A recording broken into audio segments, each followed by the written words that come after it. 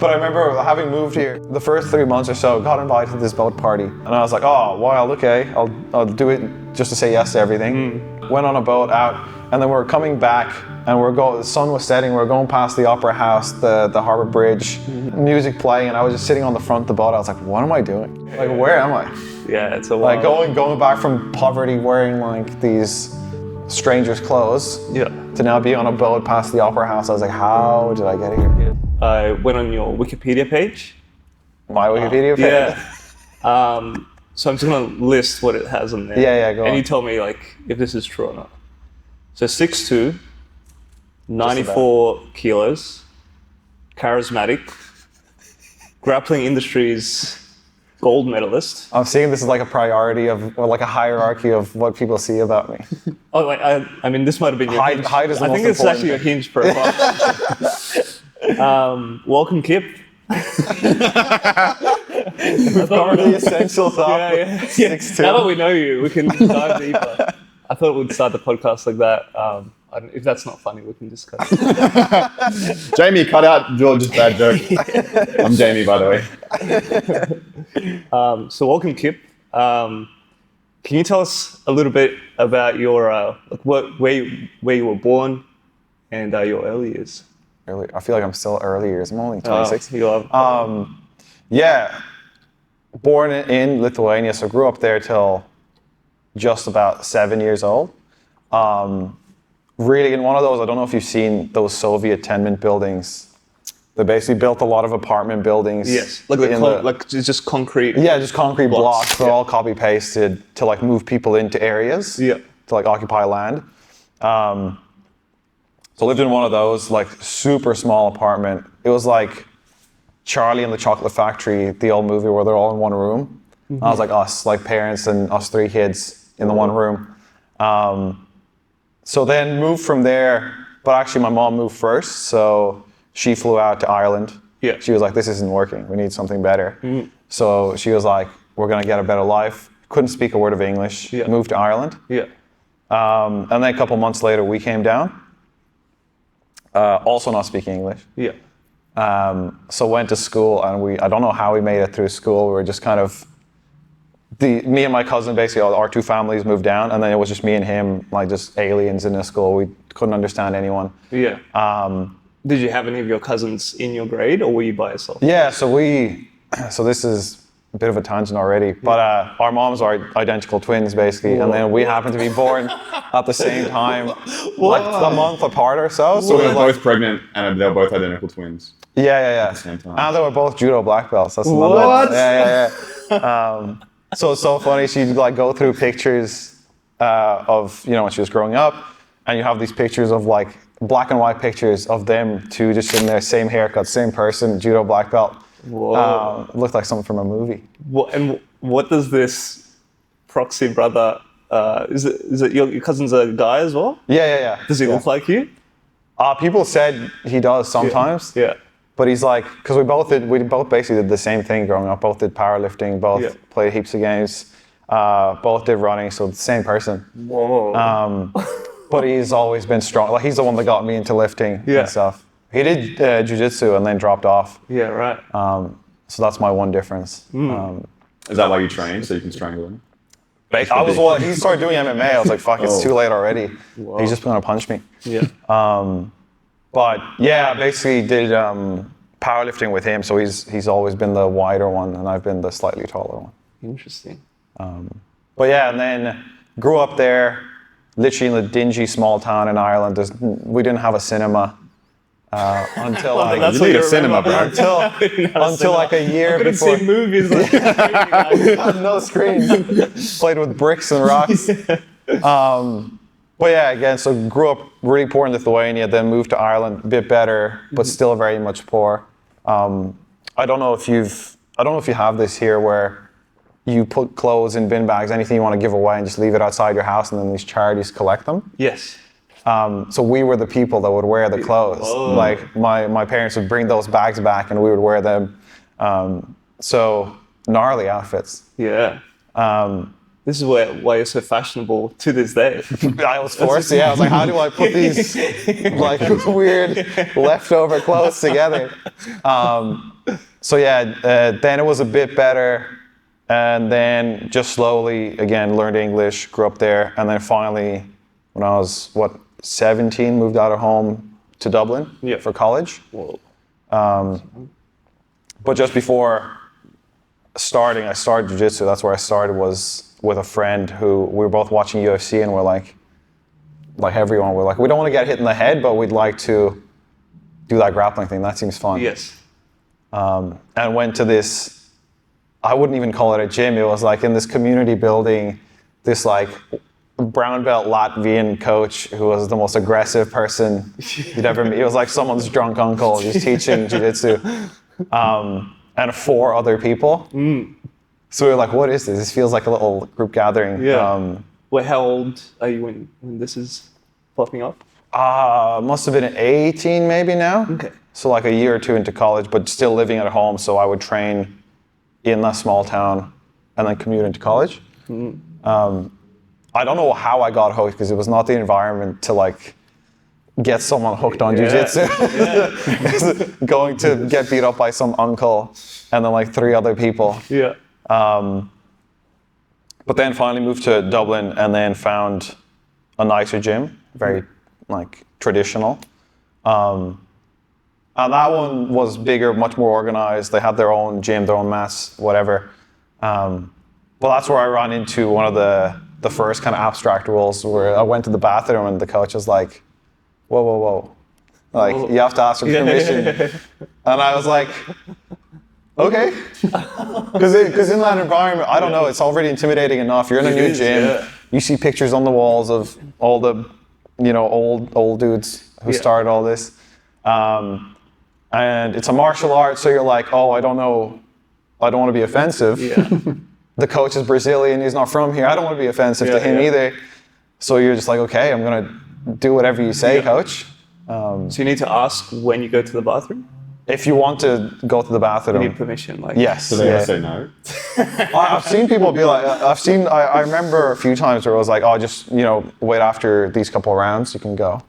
And you just piss in the corner. Just like, ask, don't get neon bellied and, hope for the best.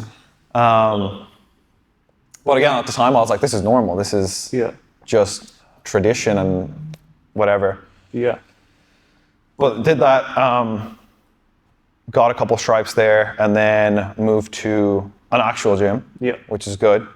What do you define as an actual gym? Just like, it feels like you're going there with friends, I think is the big one. Right. You're kind of training, you want to be there. It doesn't feel like this military training kind of thing. Like you don't feel like you have to look at the floor and just be on your best behavior. Yeah. I think that's when it was Brazier Jiu-Jitsu where I got my blue belt. And that was very much like here, where community aspect, the coach takes an active interest in you and kind of what you need to improve on. It wasn't this kind of warehouse full of people that just drill. Yeah. And no one gets attention. And then stayed there pretty much since. How long were you there until you moved to Australia? I think like a year and a half, maybe. Okay, so like not, actually, realistically, not that long. Not even that long, but in my head, that's like the gym that I trained at, I forget you're 26, so like a year and a half. That's a long time, George. I was but a fetus. It's like 10% of my life, bro. That's fair. And we'll like touch back on like jiu-jitsu and things like that, but if I can go just one step backwards. Yeah. Like we all know you guys like this creative mastermind. I don't actually know what you do as a job, and I actually created this podcast to actually find out what you do as a job, because I've never asked. The camera's off. About those rash guards you don't make me. I've been hounding you to make this design for me, bro. I was just curious, because like we know you're like someone that's like passionate about being creative. If you look back, when did like this passion for being creative start? Like, has it always been there, or is it something you kind of discovered? Oh, I used to draw Dragon Ball characters when I Really? was small, yeah, all the time. Is that how you started? Yeah, That's how I like started Goku. drawing. Yeah. Really? That's how All I three of started us. drawing. Yeah. That's great. You too? I did too. Wow. I used to trace them. Yeah, I feel like it's a Wow. global phenomenon. Wait, you know? wait. You used, wait, we're not the same, bro. You used to trace them. I used to Hold on. I used to paint. I traced the hard ones and I drew the other ones. I wasn't as talented as my other friends. It's not about me. That's good. I didn't realize this was a thing. Yeah. I feel like Can we get a poll in the comment section if you also drew? Comment below. Comment below if you drew Dragon Ball. See, It's just us three and no one else is doing it. Yeah. I feel like the Dragon Ball to powerlifting / jiu-jitsu Yeah. funnel is Whoa. a thing. I thought I was unique. We all have the same Just like childhood. you. It's all the same. They had like magazines that you could kind of like trace, right? What was that tracing? Yeah. Yeah, they had like weird They must have had magazines. They had like sticker magazines you Yeah. can buy, or like how to draw magazines. Yeah, it was a thing. You think I could afford those living in a Charlie in the Chocolate Maybe that's Factory? why you became so talented. Yeah. I had we to would trace them. we would print them out. So like Damn, you'd have like okay. a friend with like a printer. It wasn't my Okay, billionaire. Good. Like, I had like friends in high places that had printers. If you're lucky, you get it in color, but you also Yeah. get it in black and white. And then you put it in your laminated folder, like these Oh yeah. these I had one too, printouts, yeah. That's and amazing. that's what you do as your reference, bro. I'm pretty sure I still have some of those drawings somewhere. bro, Dude, We'll put them up right now. Jamie, put them up. Put up Kip's, mine, and Ben's. I don't have mine anymore. Maybe my I mom has some. I don't know. hopefully, I've got mine for sure. No way. Yeah, bro. Okay, we'll put it up in the. I remember I was like, I'm gonna draw every character in Dragon Ball. Really? Got through like 4 characters. And I was Wow. like, How many characters are there? There's a list. Like There's 50, heaps, but I was like, I'm gonna start from Dragon Ball, then go Dragon Ball Z, Yeah. and then build from there. We had a plan. I had a You plan. didn't stick to it, but you had a plan. I had a dream. That's wild. And how did it progress from Dragon Ball to other things? Do you remember? I did art in school because you know as soon as you do one drawing as a kid, your parents are like, oh, he's gonna be an artist, you know. And then I was like, yeah, cool. I'm getting validation for this, so I'm gonna keep doing it. And then I kept drawing different, different kind of tracings for some things, like a book cover if I saw a good tracings. Yeah. But then did a lot of art in school. But then as soon as it got to like photorealism, life drawing, I was like, this is not for me. I want to draw anime. Yes, Yeah? yes, I get you. I want to draw like concept art for characters and all that kind of Yeah. stuff. But they were making me to like build clay pots, and I was like, this is not it. This is not me, yeah. So I dropped out of there. But then I used to tinker with my computer a lot. Cracked Photoshop. Whoa. You know, as soon as I got Photoshop, I was like, I'm gonna start doing face swaps. Yes. And like do What did dodgy. you put your face on, huh? I'm putting everyone else's face, and they couldn't do the same to me. So I was like, I'm all powerful. Dragon Ball Z characters. Yeah, With it's my me on face on me. Goku 40 times. But yeah, I had cracked Photoshop. So I remember in school, must have been like 13. My friends were starting a band, and they were like, "Oh, can you make an album cover for us?" Yeah. And their band name was called Hot Ice. And I was like, whoa, Whoa. all right. So I made like an album cover for them. So that was probably my first freelance gig, actually. Damn. Did you get paid or no? Got paid in like pens and pencils. Yeah. Well. But yeah, then that happened. But then also there was this kind of second side of entrepreneurship almost. Because I had another cousin, there's 3 of us. Yeah.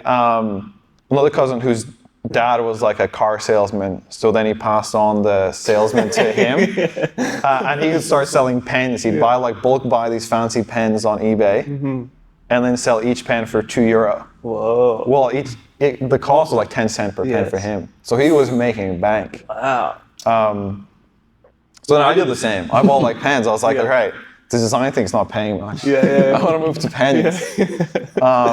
Pen business. The pen industry is savage out there, bro. It's cutthroat in the pen I mean, business. where I was living in Ireland, this is not much. Weren't you a competitor to your cousin now? Well, he was in the other side of Oh, Ireland. you took different. I was like, we're gonna demographics. have Ireland in a stranglehold, selling pens. Don't come in my fucking territory, cousin. They You don't stay make on that these side of the pens bridge, here. brother. They had just invented pencils in Ireland. It was crazy. We're ahead of the game.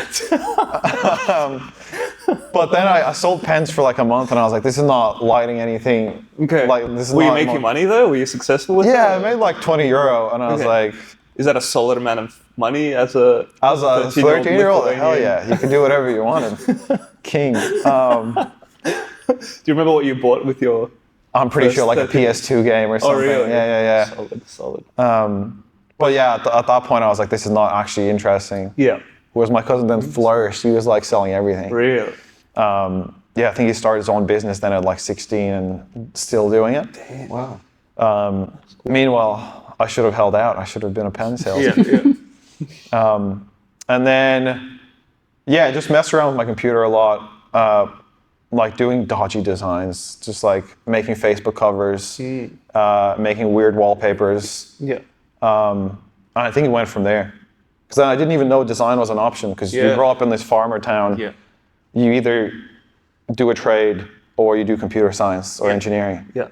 And then I happened to go to an art college for an open day because my ex wanted to go, but she didn't want to go alone. So I was like, yeah, okay, I'll join. Yeah. And then I'm like, oh, sculpture, wouldn't be me. Yeah. Painting, not me. Yeah. Then I see like this basement and there's a sign, it's like product design. And I'm like, okay, there might be normal people here. Yeah. So, because I was from Monaghan. George has got sculptures at home. We're just like, I'm gonna hide him when Kip comes. ignore this. But having come from Monaghan, which is very conservative, this small Irish town, and having, so far grown up in Lithuania, which is even more conservative, anyone outside the small sliver of like straight white men is strange. Yeah. So I went to art college and then found product design. They were drawing, making cool sketches. Saw like this kind of art, like sketches of conceptual designs, like chairs, whatever. Okay. Yeah. Or I was gonna ask, but what is product design? Because like. Yeah, like physical things. So like, how would you make this, tripod, this cup, all this kind of stuff. Yeah. So I was like, okay, this is like a middle ground, because I didn't think I was creative enough to like paint or sculpt. Yeah. Why are you pointing at me? I'm trying to get my brownie points back. Why are you pointing at me? You're now the sculptor in my head. But I was like, okay, so this is like a middle ground between like problem solving, creativity, whatever. So went to college there, which my parents were like, okay, cool. Yeah. Like what is it? Yeah, they didn't know what it was. Well, at the same time, none of them had gone to college. Like my older brother hadn't gone to college, so there was no blueprint. Yeah. So I was like, I think this is normal. Yeah. And then did that. I was like, I hate messing things up and then not being able to just press undo like I did on Photoshop on whatever. And then 1 year in, they were like, hey, we're starting this new course called Interaction Design. Sir, I'm just going to stop you for a second there. So you're telling me you did 1 year of product design? Yes. That's wild, because I did 1 year of industrial design, which is essentially it was called industrial design before. Yeah. That's wild. Are you the cousin, bro? I think Our mom's twins. Was my mom a triplet? my mom's actually a twin. Is she a judo black belt as well? No, I'm being serious. She's not an identical twin, but my mom is a twin. I'm being serious. That's crazy. It's crazy. Just why we're gonna bond over more things. All of these Dragon Ball Z. I mean, I was friends with Dragon Ball Z. Like, we didn't have to. We didn't have to go any further. The podcast there. So you did 1 year of product design? Yeah. So it was like, we made like a sharpener, like a conceptual sharpener. Like you make a sharpener, but you can't turn the pencil. So like, In CAD and stuff? Yeah, and then actually build it from wood. Yeah. I hated that. Yeah, that's why I was like, I just chopped this whole thing in half and I can't just undo it. Yeah. And then they were like, we're starting interaction design. We haven't done this before, but that's where we see the industry heading, like digital design. Yes. So they were like, you can swap now and you won't have to reset. You can go straight into second year. Anyone want to join? Go for it. Yeah. So there's 4 of us that took the course. Wow. There's like 40 product designers, 4 of us. So we got like a little table in the center of the floor. Yeah. 40 designers here, and we're just there like, okay, we're gonna be guinea pigs here. Yeah. Great decision, because now all the product designers, every single one of them works in UX, which is basically interaction design. Right. No one makes anything physical. Wow. Big gamble. Did you have considerations towards the future of the industry, or did you pick it purely based on your personal interest at the time? Purely, because I was what, 18, almost 19 at this point. So there's no future. You're like, I don't even know I what's was going on like, later on. jobs, taxes, I don't know. You just didn't like breaking pencil sharpeners. Yeah, I just knew I didn't want to do stuff that I would get angry at and get frustrated at. And I was like, I already like being on my computer. Yeah. You know, I like making things. And I was already doing it on the side, just experimenting. So it seemed right. Yeah. The issue was they didn't even know what the course was going to be yet because it was the first year. Yeah. So they were up front. They were like, you're going to be guinea pigs. Yeah. But, you know, we think this is the way. Yeah. And it worked out.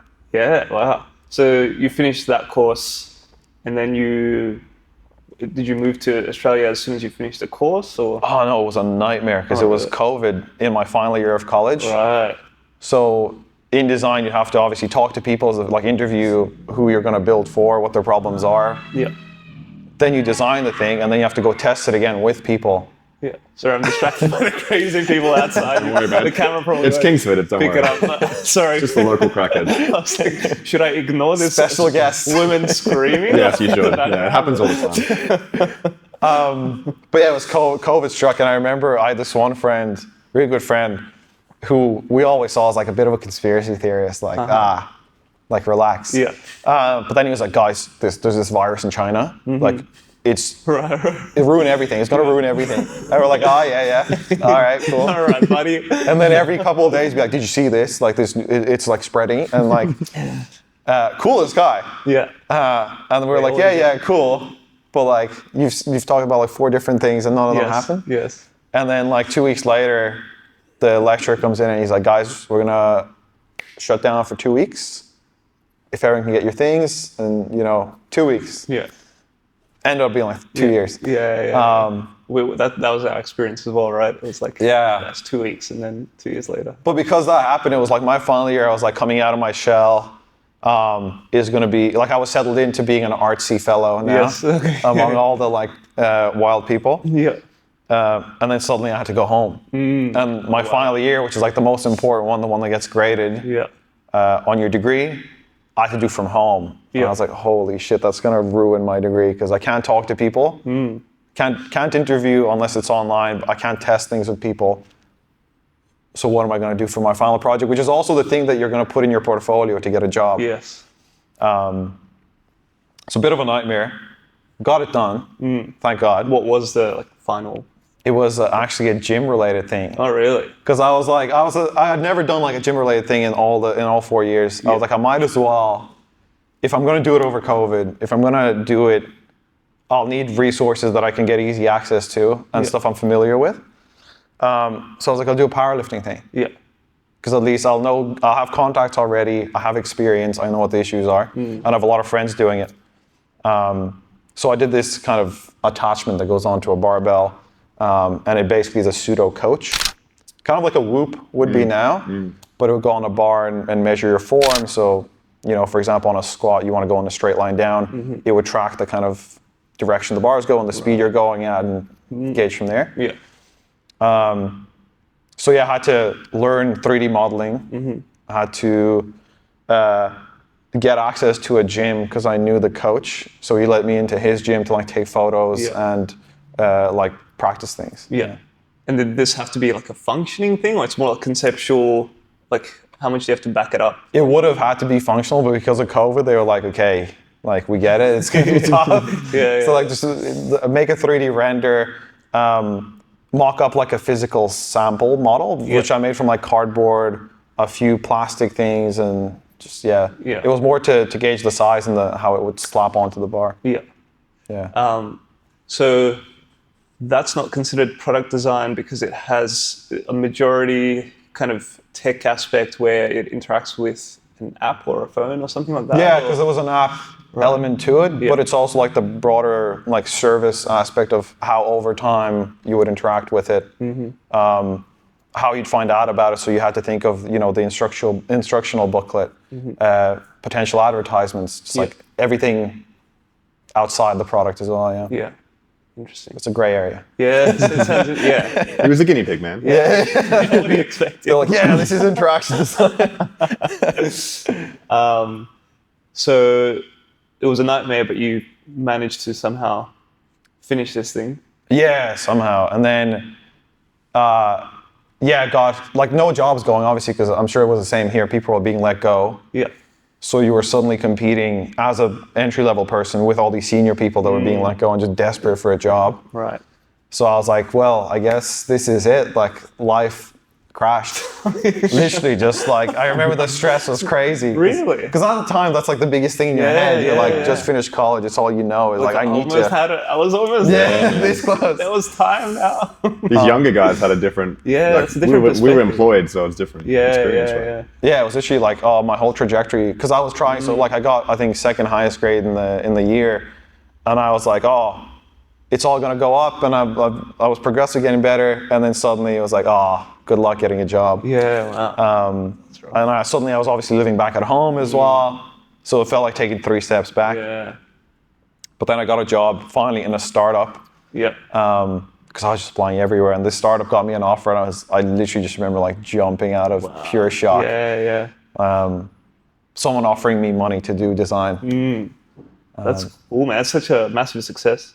Yeah, it was crazy. Do you want to shout the company out? Like, do you want to say what generally what their product was? Yeah, they're called Swan. They're still going. They basically did clothes sizing, but through your camera. So before all this AI stuff, you would basically stand in front of your laptop or your phone, do a little spin, and it would find your measurements, which again, over COVID was even more important because for women, 2 different brands would size a medium differently. For men, it's a bit simpler. It's like, get a large top, you're fine. But for them, they have like 4 body shapes, like the pear, the apple, the square, all this kind of stuff. So that would automatically size you on whatever brand you went. It was like a Chrome extension, basically. Wow. I didn't know there were more variations in female, like, clothes. Just female body types or just female clothing? Like, just guys don't care. All of it. Like, there's probably like variation in guys' bodies too, but they just don't care. They're just like, medium or thick. Well, just like not all clothes would suit every body type. Like this specific shirt might make your figure, might look better on your figure than someone else's because of the bust size or the waist size, whatever. So that would be another thing is it would recommend, hey, maybe don't get this because it doesn't suit your figure. Wow, imagine getting rejected by it. It's like, you're not gonna look good in this. This AI is like, babe, no. Know your limits. Go to Target instead. That's wild. Which was part of the issue we were trying to figure out is how do you tell someone, hey, maybe don't? How do you tell someone, hey, maybe don't? Yeah. So it was like the angle we took was go purely like scientist approach of just like hard numbers.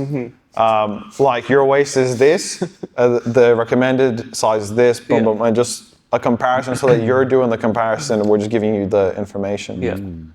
I don't know if it's still the approach, but I remember even for that, I had to, because it was a startup, you had to do everything by yourself.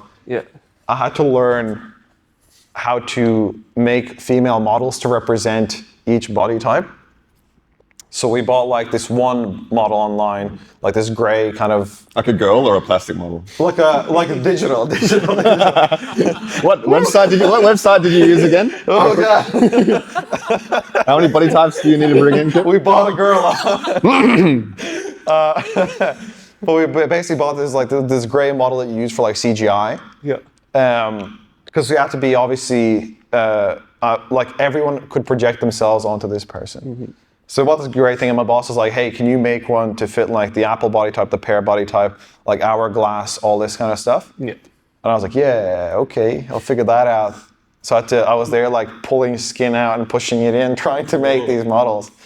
Once again, AI model. So now it'd be so much easier.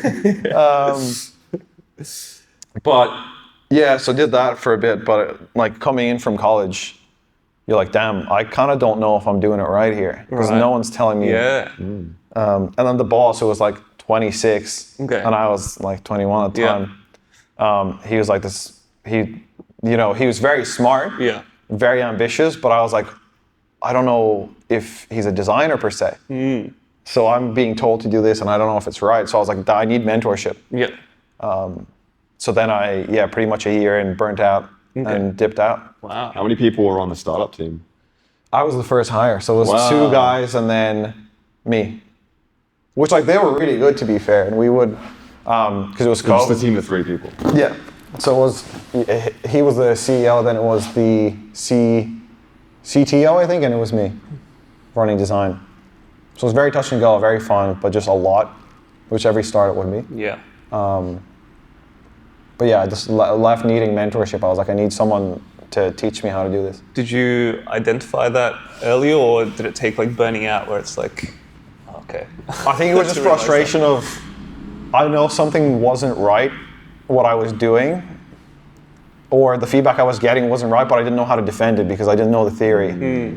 So I was like, I need to learn the theory so I can back up what I'm doing. Yes. Which is the same everywhere. It's like even here, if you know, someone can't explain why they're putting their leg in a certain position, you're like, oh, I need to actually figure out why. Yeah. And then went to consulting and stayed there pretty much since. So is this where your move to Australia comes, or we're still in Ireland? Yeah, I worked for 1.5 years there. And then a bit of a quarter life crisis, but not really. I was talking to a lot of people who had these stories of, oh, I lived in Africa for a couple of years and did this, or I lived in whatever, the US. And I was like, damn, I want to do that. Yeah. And I want to do that before I settle down. I'm thinking this is like 23, 24.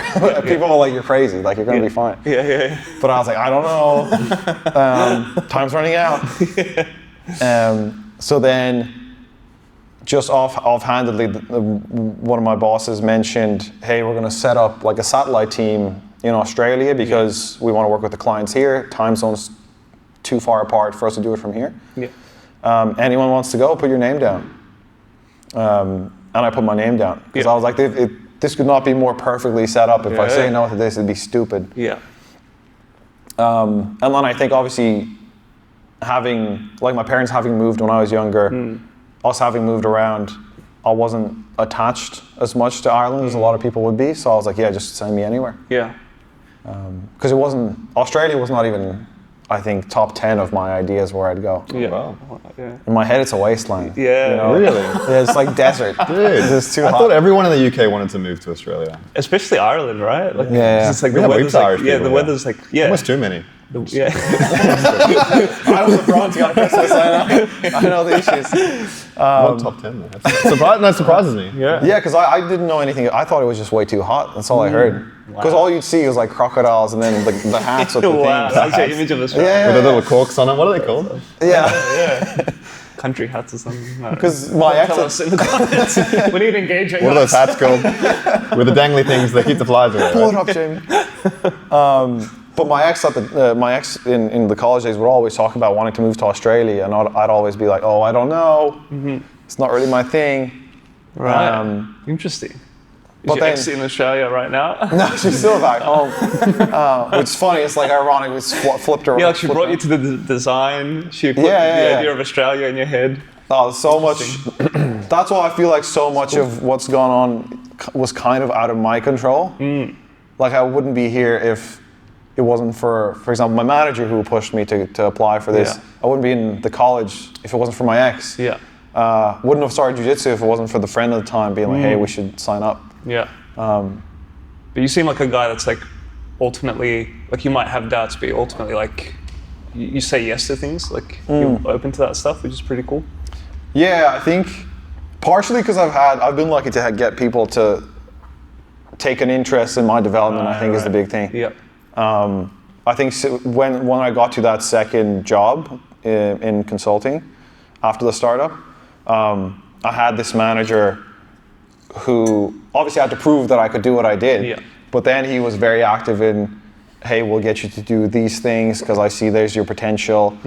I already see this as your growth area, and I'd be like, yeah, cool. And then a few other people came on. They would always I basically had this like committee of, like this C-suite committee of Kippy executive committee. sponsors. Yeah. So very lucky, and they would always like get me opportunities or tell me to do this thing. Yeah. Because they were talking from experience. So I was basically just kind of guided into getting anything I wanted to do, which was nice. But you were in a position to seek that out before, which is probably why they were attracted to you in the first place, to mentor you. Yeah, maybe. Yeah, I mean, Because you said you were burned out and you were like, I need mentorship. Yeah. So perhaps it was like a mixture of you seeking for it and then providing it maybe? Yeah, I mean, I think that's the other thing is I don't think growing up I had a role model per se. like again, there was no real ambition, right? So my parents didn't go to college. There was this kind of okayness of just being at a certain level, like just doing. Let's say you work in like a shop down the street, and that you're happy to do that for 50 years. Yeah. Same with like my older brother took a lot of kind of brunt of being a grown up early, like parents getting divorced, so he had to go through that a lot, making sure we were okay. So then he went through a bit of a rough patch with, not going to school, all this. Yeah. So then also didn't have like the big brother role model at that point. So I think there was always like a hunger for, hey, I need someone to like show me how to do this thing. Yeah. Especially after college, because at that point I was at a level where no one in my family had been.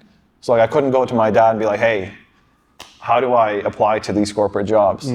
Or how do I put together a CV? Because you never had to do that. Yeah. So I think finally then I had these mentors, and I'm like, I'm gonna double down and just like take as much as I can. Yeah. That's a great life lesson, right? That's it's like massive, find mentors. Like if you don't know how to do something, find someone that's already done it, even though it's not immediately available. It's an interesting human nature.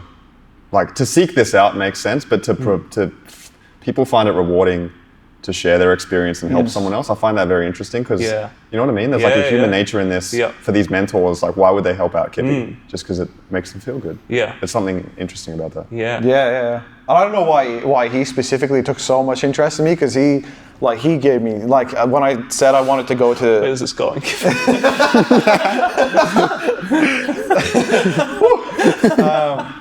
But yeah, when I told him I want to do this Australia thing, the boss there was 3 people going, like the team lead, a project lead, and then they wanted a design lead, which would be my role.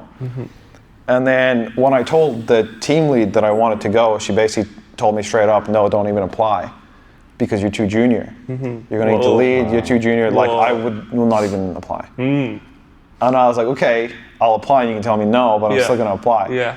But then I told my manager, who's this mentor, and he was like, okay, we're going to sit down for like the next 4 weeks, draft up the presentation, what you're going to do. We're going to drive on the talk track. He pulled in like these other people from various teams to give feedback on my pitch. Wow. Just every day after work even, we'd run through it, and I ended up getting the gig. Wow. Take that, lady who said not to apply. I worked with her for the last 2 years. Take Yes. Man, lucky you didn't listen. I did call it out to her, because As you were leaving? Fuck you. Fuck you. You're cool. Fuck you. yeah, because I remember, because it was the 3 of us then moved over. And I remember after a project in Melbourne, we were getting an Uber back, and it was just me and the team lead. And I was like, yeah, you told me not to even apply for this, so now look at us. And she's like, oh, I don't know, you remember it. Like this happens. But yeah, so essentially, I had like a lot of people pushing me, and even after I've left, he's like still will call, and like he'll give me advice on what to do. Even now I'm in a different company, he'll still help me out. Wow. So, to my understanding, and correct me if I'm wrong, you're a design lead now, right? Yeah. So essentially, there's a product, and you, for the most part, try to understand how the customer will interact with this product and what the best way to do so is. Is that what you kind of do? Or? I think it would be in like a typical like product company, like Atlassian, let's say, or something like that. But because I'm in consulting, so it'd be more clients come to us, right? And they'll either be like, hey, we're thinking of this new product, or here's a problem we're having. Let's say, example project, a lot of our team members are junior, they don't know how to do things, and it takes a while to get them ready to do the task we hire them for. How can we trim that down by an hour? How can we make it faster so that they can get up to speed faster? And then we have to come in and figure out how to do that. So it could be like an app, it could be like a smartwatch thing, it could be just changing how the onboarding process works in the company, but it's up to us to figure that out and then fix it. Cool. So it's very broad. Yeah, it is. It sounds like, quite fun though, because it's constantly different products, different things. Yeah, I mean, it's very abstract. One time I got flown out to Korea for I can't even say this, I'm sure, but yeah, just to do like this thing, to help them design a thing for the Korean, for Korean infrastructure. Okay. And the whole time I was there, I was like, why am I like this Lithuanian, Irish, Australian person in Korea helping Koreans design a Korean thing? Yeah. Did you do a good job? I hope so. I think so, but it was so funny because they didn't speak English. Yeah. We don't speak Korean, so we had a translator the whole time. Yeah. And because you're in there working together, we were like, how can we like work together and solve this issue? And besides the language barrier, there's a massive hierarchy culture in Korea, which like the most senior person speaks, then the next level, then the next level. So we were like, we can't do that because then we're not getting everyone involved. Yeah. So essentially we ended up, don't know how much I can talk about here, but like designing a board game for them to build the solution together so that everyone was playing at once and the game pieces. So they're allowed to bypass cultural hierarchy. Because then they weren't talking. Like, guys, we're just playing a game here. This isn't real life, but we're building a building or something. So they were building the system with these game cards that we designed, which were in Korean and English, so that we would know what's happening. Yeah. And it meant we didn't have to talk all the time and translate and all this. So they basically built a system which was like, what's happening here, what's the tech being used, what stakeholders are involved. Still funny, just me. I remember just being there, being like, what am I doing here? Yeah. If I talked to that person during COVID who was there having basically a breakdown, I was like, he would not believe what I'm saying here. Crazy how it works. Yeah. It's crazy. That's all I always think about that. I was like, well, everything that happens, I'm like, what would basically that COVID Kip think right now if he saw me? Yeah. Because I remember when I first moved. Kip. Yeah. You have a knack for branding. That's the next Instagram handle. Next influencer. But I remember having moved here, the first 3 months or so, got invited to this boat party. Yeah. And I was like, oh, wild, okay, I'll do it just to say yes to everything. Went on a boat out, and then we were coming back. And the sun was setting. We were going past the Opera House, the Harbour Bridge, music playing, and I was just sitting on the front of the boat. I was like, "What am I doing? Where am I?" Yeah, it's a wild. Like going back from poverty, wearing like these strangers' clothes, to now be on a boat past the Opera House. I was like, "How did I get here?" Yeah, it's surreal. Hey. Yeah, a bit strange. It's very strange. Just to reflect on like the decisions that you've made at each point in your life to kind of bring you. Yeah. To where you are. Which all kind of boils down to my mom making the move because she dipped out first. She was like, hey, I'm going to figure this out. Yeah. All she had was broken English and like a judo black belt at that point, you know? What more could you need? That's all. Does she teach? You bring it here, man. She's Eastern European. She's going to be way too strict on it. So... And you can use this video to reflect in the future. But do you think? Sorry, continue. Do you think you'll stay in Australia now? Like, has Australia grown on you? Like, do you think this is a long-term thing for me, or? Yeah, I think the first day I landed, I got to the hotel, and I remember just having to scroll on Google Earth to see where home was, and I was like, oh no. Oh God, everyone's asleep. I can't text anyone. I'm here alone. I don't know anyone. No friends, no family. But then like 2 days later, or like a week later, maybe I joined the grappling gym, and I was like, this is gonna be all right. Like sun was shining. Was this your first gym in Australia or no? No, it was the higher in Woolloomooloo. Oh, you guys came from the same gym. Yeah. That's where you met. Yeah. I didn't know that for some reason. No. Yeah, so that's within the first week of moving. I was like, wow. I need to find my routine again because I'll go insane. Yes. So first week I joined the gym, showed up. Yeah. In like all black spats, and I was just melting from the sweat. I was like, I'm not used to training here. Wow, I didn't know that. So you kind of started training just because your cousin kind of put you into it? Well, it was a friend at the time. We were both like, hey, we need something new. And then I was getting bored of powerlifting because the numbers can only go up so far. So you lose motivation. They're actually going forever, Kip. Yeah, it's just linear graph. But yeah, I was slowing down. I'd competed once, got to wear the you know, the 1800s bodybuilder spandex thing. Do you have photos? Yeah. Put it up, Jamie, put it up. I had ginger hair at the time as well, so it's even worse. That's wild.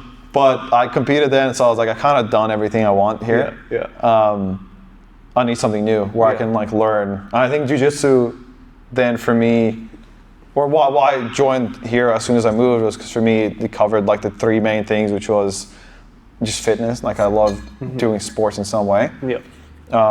Second one was learning. Like I like being shit at something and getting better. And to me, this was almost like a Pandora's box. Like I don't think I'm ever gonna figure it out. Like powerlifting, where I just kind of slow down. I don't think this is gonna slow down, at least anytime soon. And then third one was that community aspect, because having found it in that gym before moving in Brazier, I was like, damn, this can be like my closest friends can be from here. Oh wow! So I was like, the first thing I moved, I was like, I need to find a gym. Wow! And I joined that. That's cool. So you're like, I'm in a new country. The easiest way to make friends is just this jiu-jitsu thing. Yeah, because they always say like, oh, do a hobby that you like and you make friends. And I'm like, that's stupid. Like, that's so cringy. And then I did it, and I'm like, wow, God, they know what they're talking about. And now I'm telling all my friends, just join a hobby thing, join a run club, because it works. And it worked out, and like, obviously we met there. Like, all my close friends are still from that gym. Fascinating. For some reason, you strike me as like a goal-orientated person, or like at least like a very motivated person. Do you like look into like next year, like in the plan? I was literally yesterday, I was breaking down my old bucket list for last year, seeing what I had accomplished. So I'll make a list at the end of every year of stuff I need to get done over the year. Wait. So you'll make a list for like 2025. I've got a list of things I need to get done. I'm making a list this week, for 2025. Oh wow. Which is like a bucket list, and it's split into like, you know, work, experiences, fitness, relationships, all that kind of stuff. Well, how many categories is it? I think that's those four. Like, all that kind of stuff. I think they're like, all that kind of stuff. 50 Dragon Ball Z characters. Still waiting from 1997. It's like it's been going since like 1998, like since I was born. But yeah, very much oriented with that. What month were you born in? August. Okay. We're going to do a star sign segment. Do the calculations. No, I was just trying to, I wonder, because I moved to Australia in 98. So I was just wondering. You moved to Australia in 98? Yeah. Wow! Yeah. When I was just a concept. Holy shit. Yeah. I moved to Australia, I think in April. So I moved to Australia before you were born. That's crazy. Yeah, bro. And so it's a bit odd to me that we still both grew up drawing Dragon Ball Z. Coming back to that. Was I like that much ahead of my time? You were 23 years old.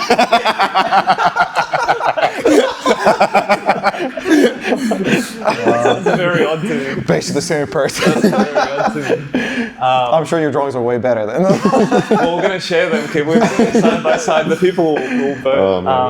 Oh, God. So, do you want to share any of your like thoughts of like that list that you want to? Yeah. Well, before I moved here as well, I asked all my friends and family to give me like one task that I would add to the list to get done. Interesting. So like one my mom gave, for example, was like go to a dance class with a girl. Whoa. And I was like, God, Mom. Still haven't done that. Really? It's on the list for this year. I'm like, this year's the one. Okay. But there's a lot of stuff. Like my little brother was like, obviously, my little brother's 8. He was like, what, 6 at the time? Mm-hmm. So he was like, hold a tarantula and like go into the outback and all this kind of what I thought Australia was when I was his age. Just about, my old manager, the mentor, he told me to get a black eye. But like not in it, like not how, but just like, it just meant like do sports. Yes. Sure, he didn't say black guy. Sorry. That's next.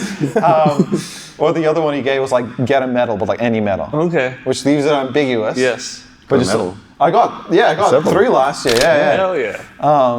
So that ticked it off this year. Yeah. But like running a marathon was on it. Getting purple belt was on it. Didn't expect to after like a messy year, but it happened. But yeah, it just gives me something to aim towards then for the year. That's cool. Is that something you do, Ben, or would you do something similar? Or? In terms of writing out goals? Yeah, like just I probably of should. goals. It sounds like a good idea. Yeah, sounds interesting. Yeah. It's interesting. I never go through the whole list, but then I just bring the leftovers into next year. Yeah. What's like the thing that's been like since '98 been like I don't know what you've. I've had like shoot a bow on Shoot a it. bow, okay. I still haven't done that. Surely someone has a bow in like, this gym. someone please get me Jiu-jitsu a guys bow. love archery. Yeah. Someone, yeah, I'm sure someone does. We can do that. Yeah, I'm sure that like, I have it on my phone. I'll always like when I'm bored, I'll look through and like book something from there. Okay. But yeah, shoot a bow still on it. Yeah. And go to a dance class. Fascinating, man. And do you want to talk about your idea to sort of go into social media a little bit more next year? Is that something you want to talk about, or that's not something you want to leave till? Yeah, I mean, I've thought about it for ages, just because not just from a design perspective. Like, it makes sense from a design perspective because you're showing your work externally. You can attract clients, and it also makes you do more work because you need something to show. Yeah. Fitness, again, been doing gym stuff for God knows how long. Doing jiu-jitsu now, so it's also just nice to share that stuff because it's what I'm passionate about. Yeah. And then I've had friends do it now recently in the last couple months, and they're really enjoying it. Yeah. And they're flying, and I'm like, it seems stupid not to try and see what it's like. Yeah. And I'll post stories already of just nonsense. Yeah. So I'm like, I might as well just make a dedicated bucket for me to post all that. Yeah. But very little planned so far. Oh, I have a thing. Say you're going to start making content now in the new year. Looking back in 12 months' time, or looking forward in 12 months' time, what would you consider to be a success in that endeavor? So if we're talking now in 12 months, and you're like, if this happened, this happened, or this happened, what would be considered successful? I think having kept it up is obviously consistency. Consistency. Still enjoying it is another one, because I don't want to. That's why I don't want to just post content. I want to post content that I enjoy doing, and then obviously it'd be cool to get some sort of deal. So like, what kind of deals do you want? No, that's like magic wand. Yeah, magic wand. Like, call it now. Like brands that you like, or like just anything. I think for me, pen companies out there. Any pen companies? Dragon Ball Z magazines. Oh God, if I got some Dragon Ball Z manga or something. No, I think for me it'd be functional stuff. Yeah. Like jits related or running related or whatever. Stuff that I actually already use. Nike? Yeah, well, what shoes do you wear? My friend, the one that does it, Tom, he got like these New Balances and all this. And I'm like, damn, that seems cool. You just get to try out new stuff. Especially again, having grown up poor, you're like, no, you don't get this kind of stuff. So for someone to give it to you for free, crazy. That's cool. That's amazing. From the garbage bags of like old clothes to like Nike sending you personal. The poverty is crazy. Like back in Lithuania, for like sweet treats, because we didn't have much, we didn't have money. So we would get bread, like dark rye, whole grain bread, put sugar on it, and then run it under the tap, like the water. I'm getting hungry. Treat yourself, Kip. Wow. And like run it under the tap just so it would go down easier. Whoa. Because it's just bread and sugar. Yeah. So like coming from there to like here where everyone's like, oh, let's go have some oysters and wine. I'm like, what are we talking about? Dude, you know? That is such a great story. And honestly, I'm so surprised. Like if I had to like guess, like if you said, oh, what do you think Kip's growing up would be? I'd say he's probably like rich kid. Oh, rich kid. Genuinely, that would be my guess. I wouldn't expect like such humble beginnings. So. Do you know what people have said is, you don't seem like you were poor. I was like, I mean, compliment, but also like, I don't know if I want to lose that. Yes. But my mom hates me telling the story. If I'm seeing a girl and I'm like, oh, I told her about the wet bread again. She's like, no. The wet bread story.